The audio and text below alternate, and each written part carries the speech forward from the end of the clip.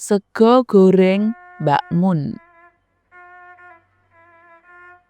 Esuk iku Muniroh kerinan amarga dek mau bengi rewang ning nggone tanggane. Dadi bar subuhan njur turu maneh. Sing gawe rada bingunge amarga dheweke durung nyiapake sarapan kanggo bulik lan paklike. Kamangka mengko jam 7 esuk rencanane wis padha arep pamitan. Yen ora disarapi dhisik rak ya ora pantes. Arep tuku sarapan ing tanggane ora dodol amarga lagi duwe gawe. Banjur dheweke gawe sarapan saanane. Mangpangatake sego wadang sing isih ana. Sego wadang mau banjur digoreng karo dikanteni kubis lan mie instan barang. Banjur digorengake endhog dadar kanggo lawuhe. Masak sedhela wae sarapan kanggo tamune wis bisa dicawisake dening Muniroh. Saestu kondur gasik to, Lek? Pitakone Muniroh. Lah ya sida to, Mun. Sesuk Senen rak ya wis kudu ngantor maneh. Aku wis njupuk cuti 3 dina jare. Kandhane Pak Lek. Lah bulik pundi? Kae lagi dandan. Lah wis tuwa wae nek dandan jan. Suwi banget. Nggih kersane to, Lek. Nek katon ayu rak ya sing seneng sinten? Ra inggih ta Pak Lek? Sawise bulike rampung oleh dandan, banjur wong telu padha sarapan bareng nganggo sego goreng sing wis dicawisake ing meja. Bojo lan anak-anakmu kok ra ketok, Mun? Pitakone bulike. Do melu jalan santai ning alun-alun. Jare dur prese sepeda motor. Njur do pengen melu. Wah, sego gorenge enak tenan, Mun. Iki layak jual lho, Mun. Temenan. Kandhane Pak Like. Walah, wong niku sego wadang kok, Lek. Lah enak tenan. Senajan sego wadang, iki sing diarani sego goreng Magelangan kae po. Mun. Pitakone bulike. Lah iya to, Bulik. Nak Magelangan kuwi ya ngene, nganggo bakmi barang. Alembanane Pak Like ngenani sego gorenge dirasakake temenan dening Muniroh. Banjur dheweke kepengin nyoba dodolan sego goreng. Upama dheweke dodolan rak ya bisa mbantu ekonomi rumah tanggane. Amarga bojone mung pegawe rendahan lan anak telu wis wiwit mbutuhake ragat sing ora sethithik. Kabeh tekate mau banjur diomongake marang sing lanang. Pak, nak miturut jenengan sego goreng gaweanku kuwi jan-jane enak apa ora to? Yo enak to, Bu. Lah wong dibumboni. Lah ngopo to takon ngono barang? Ora, ki mau kok jare Pak Lek yen sego goreng gaweanku jarine kok layak jual. Pak Lek ngendika ngono. Aku kok njur dadi kepengin dodolan sego goreng to. Yo kena-kena wae dodol, ning modale endi? Aku wektu iki ora duwe duit. Rasa kuwatir, aku duwe simpenan raketang sethithik. Kuwi lho, saka sisane duit belanjan saben dina rak tak klumpukake. Ya wis nek ngono, coba wae. Muga-muga kasil. Lanjur enake dodole ming sisih ngendi ya, Pak? Ya ning lor omah wae to, sing rada jembar. Bener. Sawise bojone sarujuk lan melu nyengkuyung, Munirah banjur miwiti dodolan sega goreng ing lor omahe. Dheweke miwiti dodolan saka jam 5 sore nganti enteke dagangan. Saben esuk sakwise bojone lan anake padha mangkat, dheweke banjur menyang pasar saperlu kulaan kanggo dodolan mengko sore. Pancen minggu-minggu kapisan sing larisi mung tangga teparone wae sing padha kepengin njajal rasa sega gorenge Munirah. Kanggo golek pelanggan, bojo lan anake uga padha melu ngromosekke sega gorenge iku. Jenenge usaha mesti wae ana pasang surute. Ananging Munirah ora nglokro. Dheweke tetep nduweni tekad kepengin ngembangake usahane iku. Bu, kok kayane akhir-akhir iki warungmu rada sepi ya? Ho'o, Pak.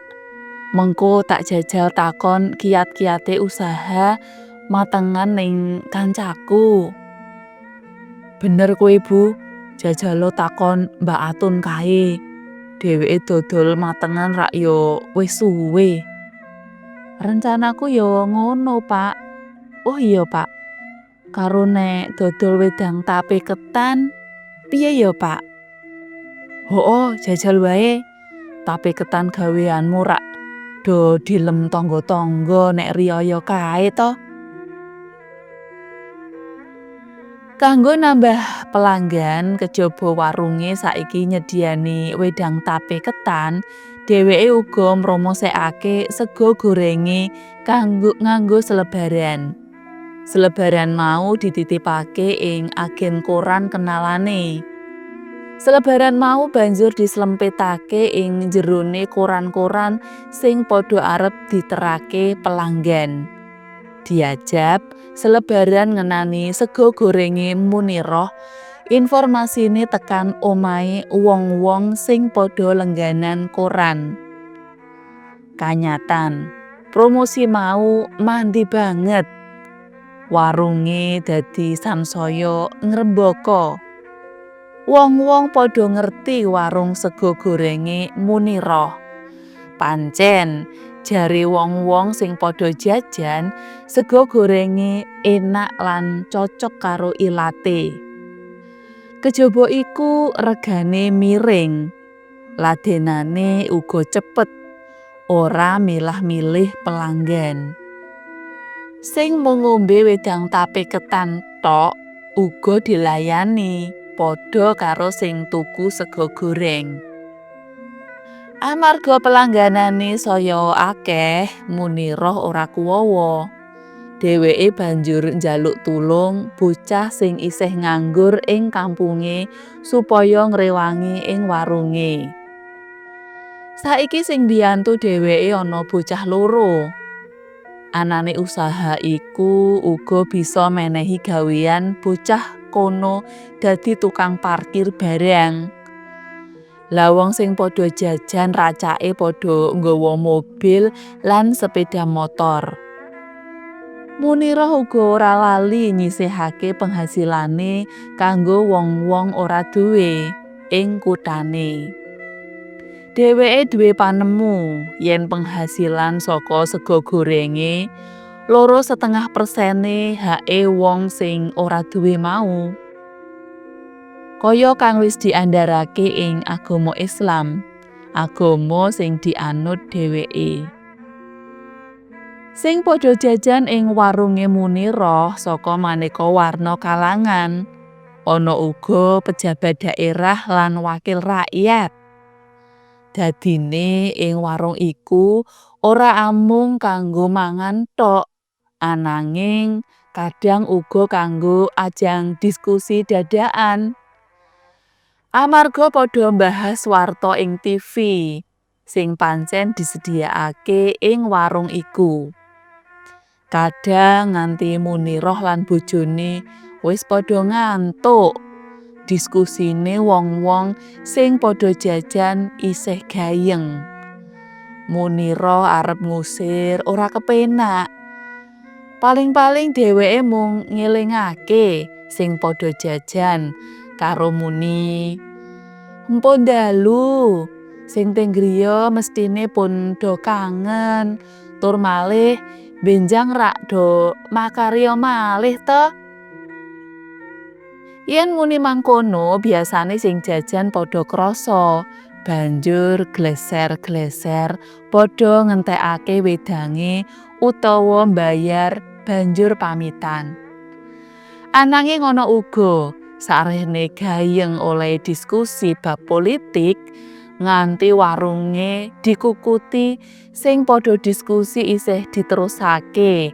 Malah padha pesen digawekake wedang kopi sakan sisan nggo lek-lekan.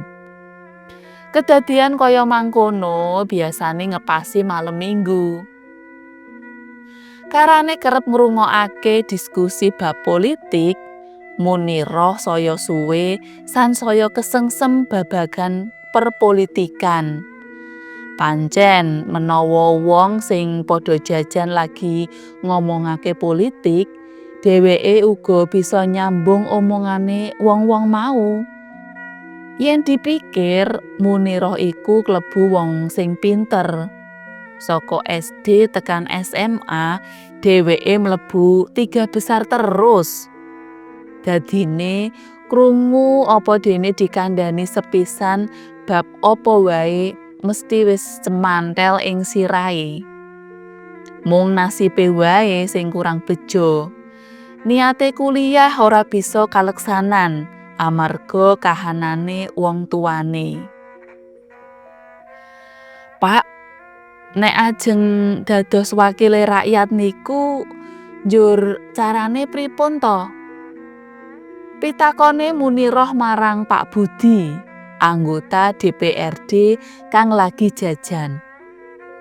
"Wah, Mbak Mun arep nyalek, Ji." Panyaruwene wong sing lagi jajan. Boten ding Pak, mung tangklet mawon kok." Arep nyalek ya ora apa-apa kok. Sapa wae nduweni hak dadi wakil rakyat. Sing penting memenuhi syarat adhedhasar Undang-Undang Nomor 10 Tahun 2008 bab pemilu anggota DPR, DPD, lan DPRD. Wangsulane Pak Budi. "Lah njur isine undang-undang niku napa mawon to Pak Bud?" Pitakone Munirah maneh. "Wah, ya akeh. Sok tak wenehi bukune nek arep diwaca-waca." "Nggih, matur nuwun nek onten kalih buku-buku politik." Wangsulane Munirah. "Yo, sok nek mrene meneh tak gawakake. Nek arep nyalek sing mesti kudu warga negara Indonesia. Minim lulus SMA. Dadi anggota partai, nggih Pak Bud." "Nggih."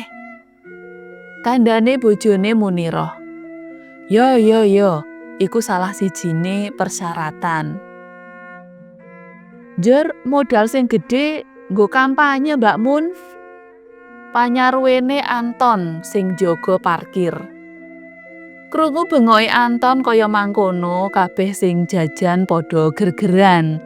Njur ngrembug babagan sing dibengokake Anton mau. Sawise maca-maca buku paringane Pak Budi, Munirah tambah kesengsem marang babagan politik. Dheweke banjur nyoba dadi kader partai ing partai nggone Pak Budi. Dadi anggota partai ya mesti wae kerep kumpulan rapat. Warunge dadine kerep ditinggalake. Nanging ora popo, amarga saiki Wati adine Ipe sing ngurusi. Tinimbang nganggur ning omah, adine Ipe bantu ning warunge Mbak Yune. Idep-idep kanggo belajar usaha. Senajan Muniroh kerep lunga saperlu kegiatan ing partene, nanging urusan omah tetep beres. Dadine bojone ya sarujuk wae. Warunge ya tetep laris, amarga adine Ipe uga prigel olehe ngurus warung. Nalika tumekane pemilu, Muniroh wis rumangsa mumpuni bab politik lan kepingin nyoba-nyoba nyalek. Ananging dheweke isih sumelang, bojone nyengkuyung apa ora. "Pak, umpama aku melu nyalek, kepriye miturut jenengan?" "Halah, dadak melu-melu nyalek barang. Wong cilik kaya awake dhewe iki rasa aeng-aeng. Kowe tak jarke melu partai iki bekne duwe kegiatan positif lan nambah wawasan. Lan sing penting meneh bisa nambah pelanggan sego goreng saka relasimu kuwi lho. Mulane kuwi awake dhewe iki rak wong cilik, supaya bisa gampangake olehe tetulung lan merjuangke nasibe wong cilik ing kutha kene. Awake dhewe iki rak ya kudu mlebu ing sistem kuwi. Lah sistem kuwi rak anane ing DPRD. Dadine gelem ra gelem ya dadi anggota dewan dhisik to, Pak. Wah, saiki aku kalah nek debat karo kowe. Nanging jare wong-wong sing padha jajan kae nek nyalek kuwi ragate akeh lho. Apa simpenane dhewe iki ya cukup? Akeh ora niki lak ya relatif to, Pak. Ya wis kono lah. Aku mung bisa udu donga. Aku ra mudeng kok urusan kuwi. Dadi jenengan setuju to, Pak? Ya setuju. Malahane besok bisa nyilih mobil dinese. Rak yo entuk mobil barang to, Bu? Enak wae. Mobil dinas yo nggo dinas ta ya. Dilalah kersaning Allah. Muniroh pancen lagi ketiban daru. Dheweke entuk swara akeh ing pemilihan legislatif iku. Senajan dheweke ngetokake ragat ora patiya akeh, pelanggan sego gorenge padha milih dheweke. Semono uga wong-wong kang wis tau dibantu uga padha milih dheweke. Saiki nek esuk dheweke ora mangkat ning pasar sak perlu kulaan. Nanging saiki dheweke macak jentit tindak menyang gedung DPRD.